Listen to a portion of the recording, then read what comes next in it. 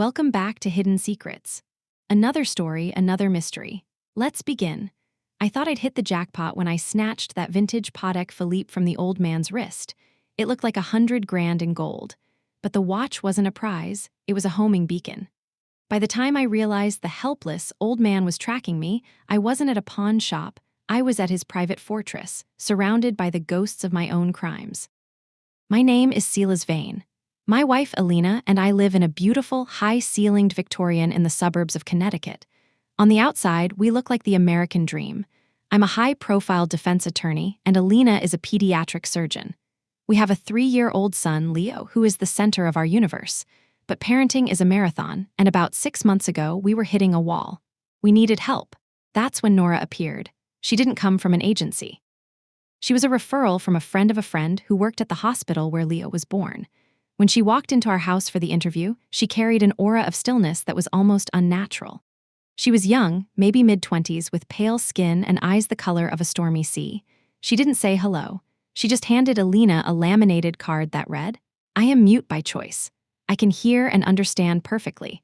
I am highly qualified in early childhood development." Alina, always the empathetic soul, was charmed. "It's actually quite peaceful, Silas," she told me that night. "She doesn't chatter, she just cares for him, and Leo loves her."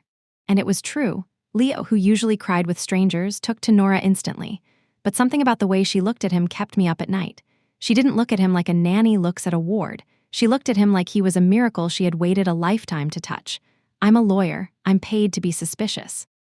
I started notice small, strange things. First, there was the Song of the Sea. It was a melody my mother used to hum, an old, obscure lullaby from the coast of Maine. One evening, I walked past Leo's room and heard the humming. It was Nora. She wasn't speaking, but she was vibrating a melody so ancient and intimate it made the hair on my arms stand up. When I opened the door, she stopped instantly, her face a mask of polite indifference. Second, there was the birthmark. Leo has a tiny, strawberry-shaped mark on the inside of his left wrist. It's rare. One afternoon, I saw Nora tracing it with her thumb while Leo slept. She was crying silent, heavy tears that soaked into the sleeve of her sweater. "Nora?" I asked, entering the room. She stood up, wiped her eyes, and held up a card. "Seasonal allergies. I am sorry if I seem distracted." I didn't believe her. I decided to do a background check. Nothing came up. Nora Smith was a ghost. No social security activity for 5 years, no digital footprint, no address history. It was as if she had blinked into existence the day she walked into our foyer. I decided to install a hidden camera in the nursery, one that recorded audio even more sensitively than the baby monitor. I told myself it was for Leo's safety, but I was looking for a crack in her silence. On Friday night, Alina and I went to a gala. I kept checking my phone, watching the live feed.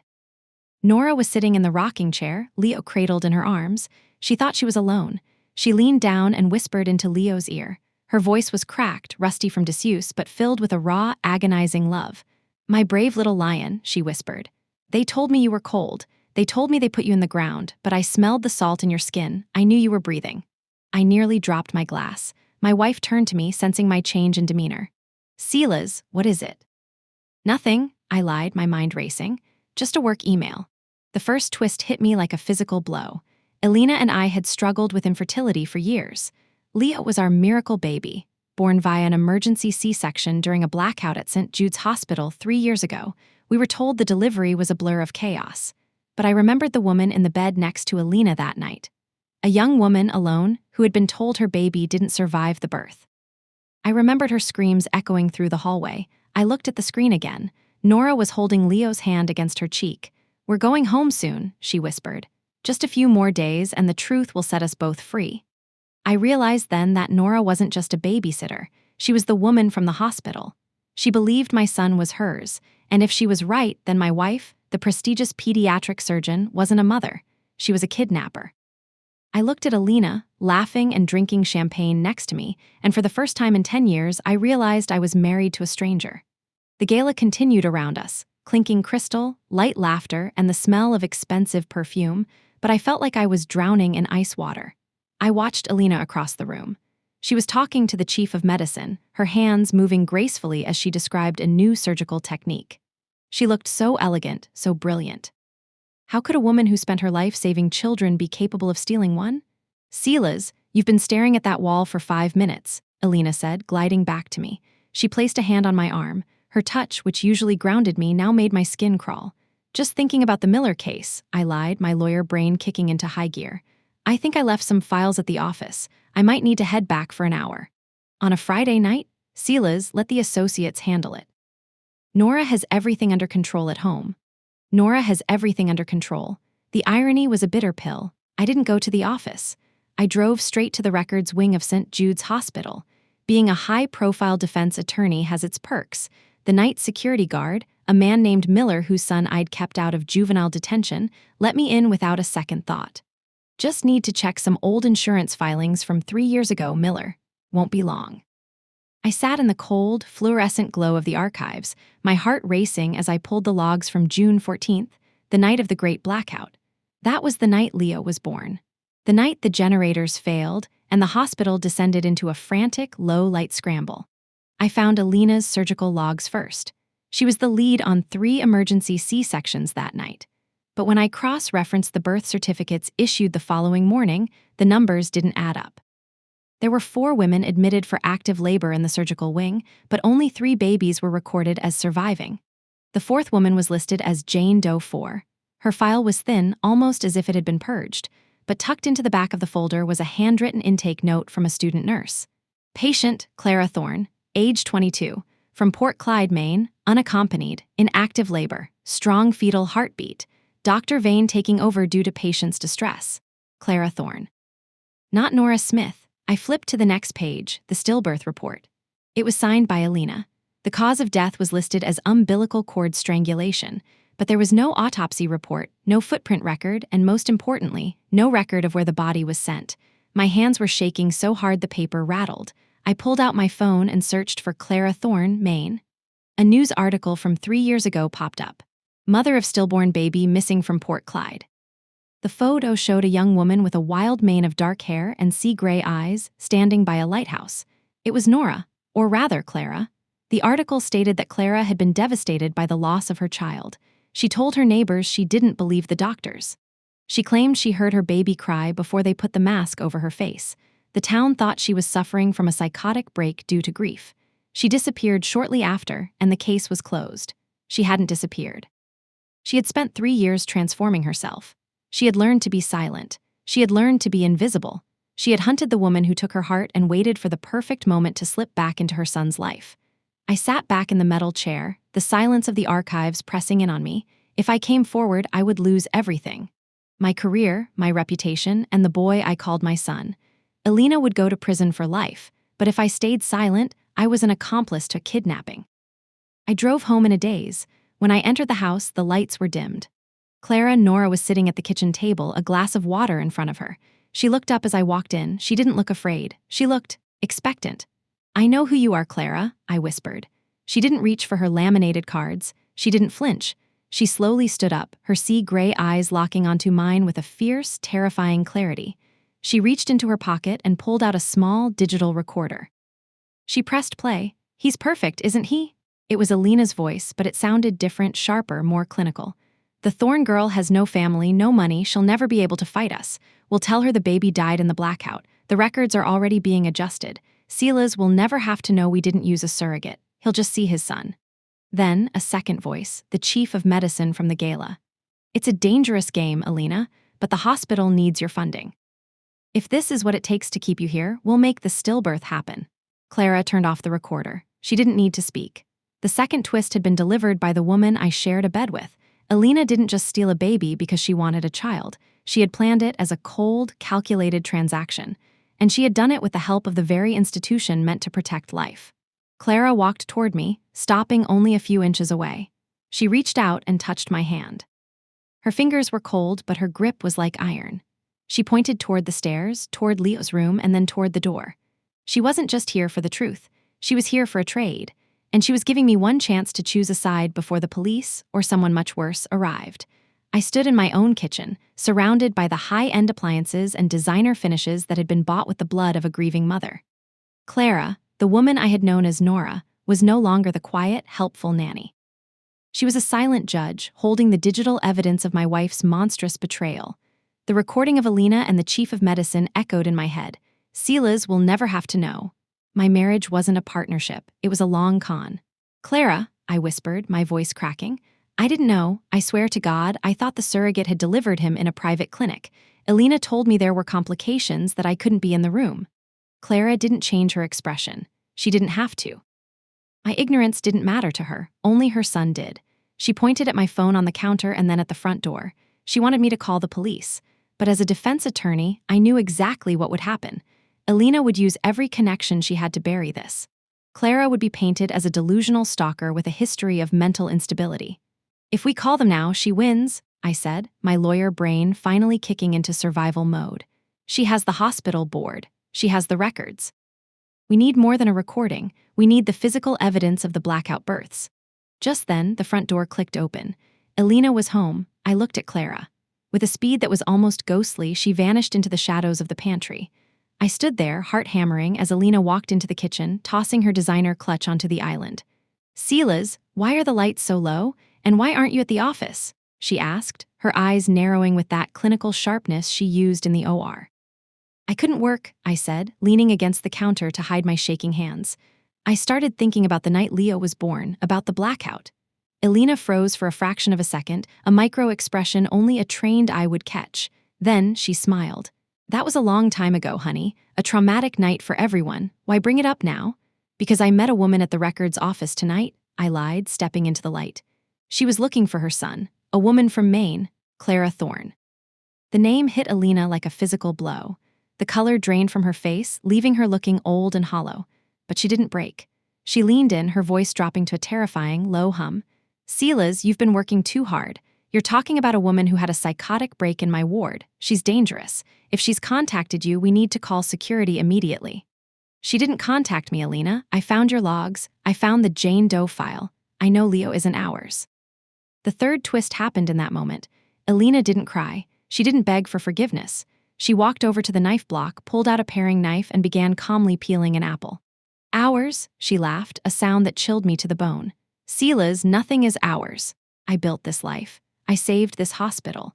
Do you really think I'd let a nameless, penniless girl from a fishing village ruin the legacy of the Vane family? I gave that boy a life he could never have dreamed of. I gave you a son. You stole him, Elena. You told a mother her child was dead. I gave her a mercy, Elena snapped, the knife flashing in the dim light. She was 22, alone and poor. I gave that baby a future, and if you think you're going to take it away from him or me, you're sadly mistaken. She stepped toward me. The chief of medicine is already handling the records, Silas. By tomorrow morning, the Clara Thorne file won't exist, and Nora, our sweet mute babysitter. I already knew who she was the second she walked in. Why do you think I hired her? I felt a cold dread settle in my gut. What did you do? I needed her clothes, Elena whispered. I needed to see if she remembered, and if she became a problem. Well, accidents happen in big old houses like this all the time. A fall down the stairs, a tragic reaction to a mute girl's medication. Suddenly, a loud crash came from the pantry. Clara didn't wait for the accident. She burst out, lunging at Elena with a raw, guttural scream, the first sound I had ever heard her make. It wasn't a word. It was a howl of 3 years of repressed agony. The two women collided, crashing into the kitchen island. Elena, fueled by a sociopathic desperation, swung the knife. You should have stayed in Maine, Elena shrieked. I jumped in, trying to separate them, but the kitchen was a blur of limbs and steel. Clara was stronger than she looked, the strength of a mother who had clawed her way back from the grave. She pinned Elena's arm to the marble, her sea-gray eyes burning with a holy fire. Give him back, Clara gasped, her voice sounding like grinding stones. Never, Elena hissed. In the chaos, the baby monitor on the counter crackled to life. Leo was awake. He was crying. The sound of his voice acted like a spell. Both women froze. In that moment of hesitation, I saw the truth of who they were. Elena looked at the monitor as if it were a ringing phone she needed to silence. Clara looked at it as if it were the North Star. But then, the final twist of the night began to unfold. A heavy knock sounded at the front door. Not the police, not the hospital security. Dr. Vane? A voice called out. It was Miller, the security guard from the hospital. The chief sent me. He said the cleanup needed to happen tonight. I looked at Elena. She had called in the cleanup before she even got home. She wasn't just planning to hide the truth. She was planning to erase Clara and me from the equation entirely. The heavy thud of Miller's boots in the foyer signaled the end of the debate. Elena's face transformed. The mask of the desperate wife was gone, replaced by the cold, calculating commander of a medical empire. She looked at me, then at Clara, who was still pinning her arm to the marble. "You have 10 seconds, Silas," Elena whispered, her eyes darting toward the hallway. "Stand with me, tell Miller the nanny attacked me and we keep our son. Or stand with her and watch this house become a crime scene you'll never walk away from." I looked at the paring knife in Elena's hand, then at Clara's weathered, shaking hands. My choice was made 3 years ago, I just didn't know it yet. "Miller, in here!" I shouted. The security guard burst into the kitchen, his hand on his holster. He saw the struggle, the knife, and the blood on Elena's sleeve. "Doctor, are you all right?" "The nanny, Miller, she's lost her mind." Elena cried out, her voice a perfect imitation of a victim. Miller stepped forward, reaching for Clara, but I stepped between them. "Stop! Miller, you know me, you know I don't miss details. Check the pocket of her apron." I pointed to Clara. Miller hesitated, looking at Elena for permission. She bristled. "Miller, do your job, get her out of here." "Check it," I barked, using my full courtroom authority. Miller reached out and pulled a small, black device from Clara's apron. It was the digital recorder. But it wasn't just a recorder, it was a live streaming transmitter. "The gala wasn't just for charity tonight, Elena," I said, stepping back. "I'm a defense attorney. I know that a secret shared by 2 people is a conspiracy, but a secret shared by 5,000 people is a conviction. When Clara showed me that recording in the kitchen, I didn't just listen. I synced it to the Vane Global Foundation's live stream. Every donor, every board member, and the entire state police department just watched you admit to kidnapping a child and threatening a murder." The first twist of the finale hit Elena like a physical blow. The cleanup couldn't happen because the world was already watching.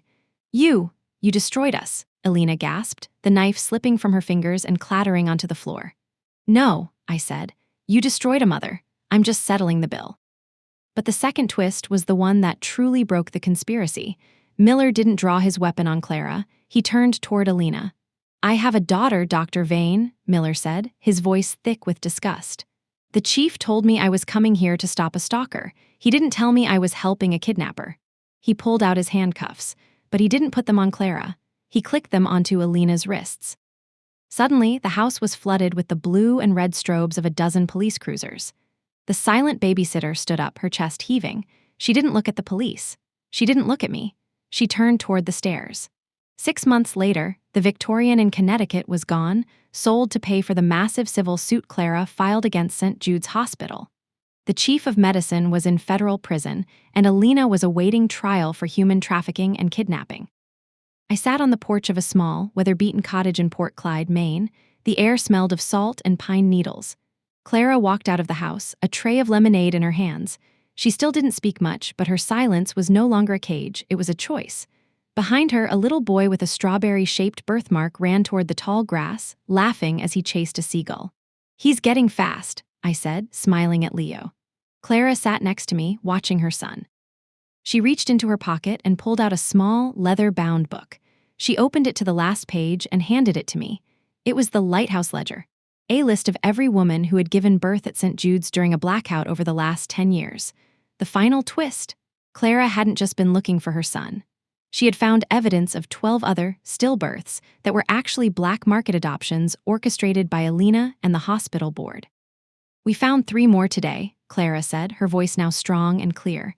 3 more mothers are going to get a phone call they never thought they'd hear." I looked at the list. My name was at the bottom, not as a suspect, but as the lawyer who would represent every single one of them for free.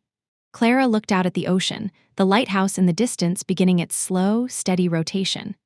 "They thought I was silent because I was broken," she whispered, taking my hand.